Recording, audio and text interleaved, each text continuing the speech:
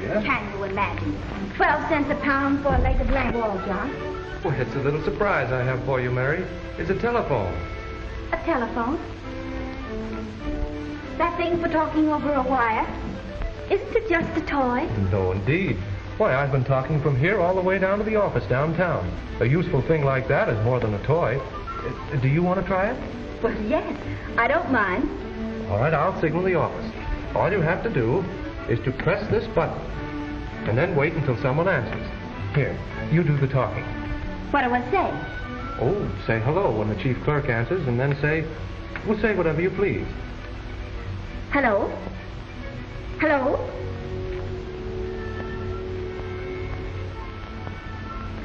Hello? Hello, is this the office? I can't hear much of anything. Sounds like someone crying. Oh, but my dear, you mustn't be so critical. Of course it sounds strange at first.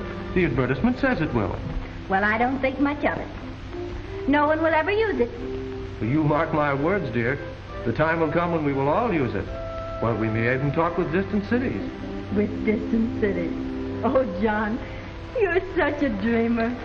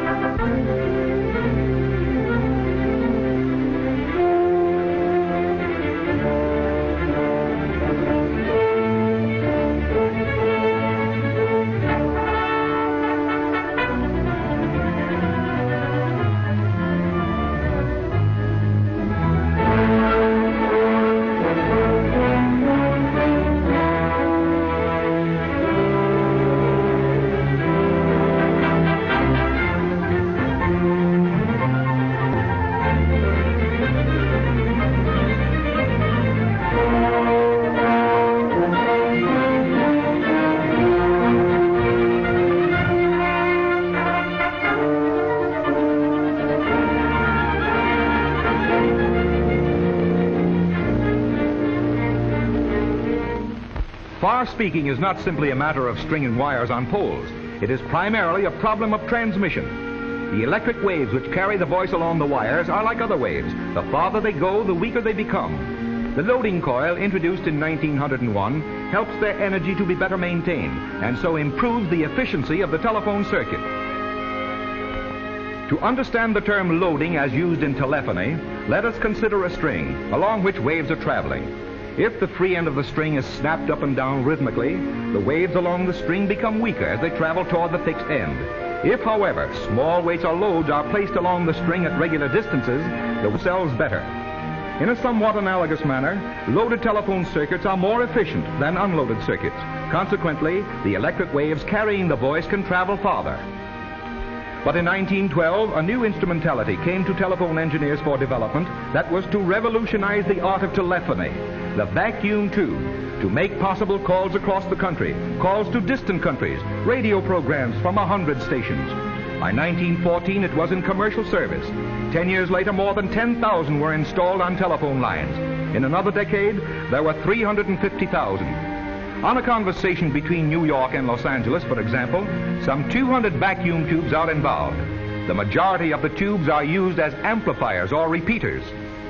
They are installed in repeater stations, of which there are some 475 in the United States today, to amplify the voice currents. So expertly are the repeaters made and installed that a whisper at one end of the circuit can be heard at the other end. There are other functions too.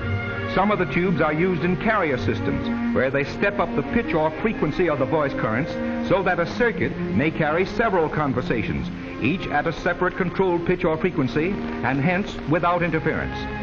Other tubes at the end of the line, of course, must step down these pitches to the original frequencies. The loading coil, as we have seen, reduces the loss of electrical energy in the wires, but some loss still remains. It is the vacuum tube repeater which compensates for the remaining loss, and at the same time permits the delicate inflections of the human voice or the wide range of orchestral tone to be carried by wires thousands of miles without loss of character or volume.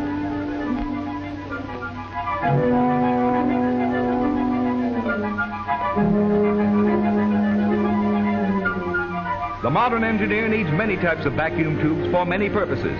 Some no bigger than your finger, some of enormous power for talking across oceans. The vacuum tube is the magic bottle of telephony.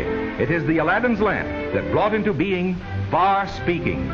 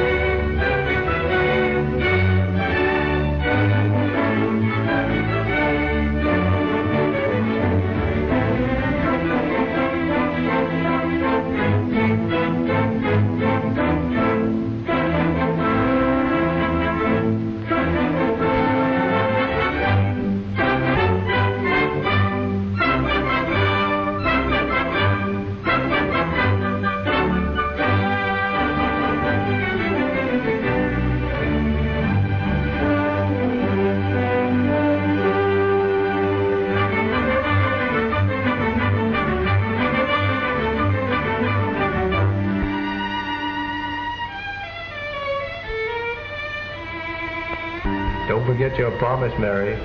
If I win, I'm to be boss tomorrow. All right, John. I'll keep my bargain. Now, who could be calling us at this time of night? Well, I don't know. I'm not expecting any calls. This is Mr. Reynolds' residence. Yes. Yes, he's here. Japan? Oh, just a minute. Mr. Reynolds called from Japan. Marjorie. Marjorie. Oh, Come on, Mother. gracious. Come on. Hello? Yes, this is Mr. Reynolds. Go ahead, put them on. Oh, I wish they'd hurry. Hello? Yes? Oh, hello, Marjorie. How are you, honey? It's marvelous to hear your voice. Your voice sounds just the same as ever, Grandpa. Oh, it was lovely of you and Grandma to give us this trip. We were only too glad we could do it, dear. Oh, she's splendid. Wait, here she is. Hello, dear. Oh, bless your heart for calling us. Yes? Yes, we both feel fine. Are you having a good trip? We certainly miss you. All right. You do that. Goodbye, dear. Just imagine hearing her voice so clearly, and she's halfway around the world. It's impossible. Yet you talked with her and she with you. I know, but Japan, it's uncanny. But it's true. Mother, do you remember what you said of our first telephone in the old house? Do you remember? No, John. What did I say? You said... No one will ever use it. You mark my words, dear.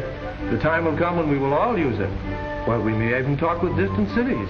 With distant cities. Oh, John, you're such a dreamer. Why, John, I couldn't have said that. I thought it had a wonderful future. You were the one that didn't believe in it and said that it would never be used. Well, all right, Mother. Let's play another game. Whose deal is it? I thought it had a wonderful future.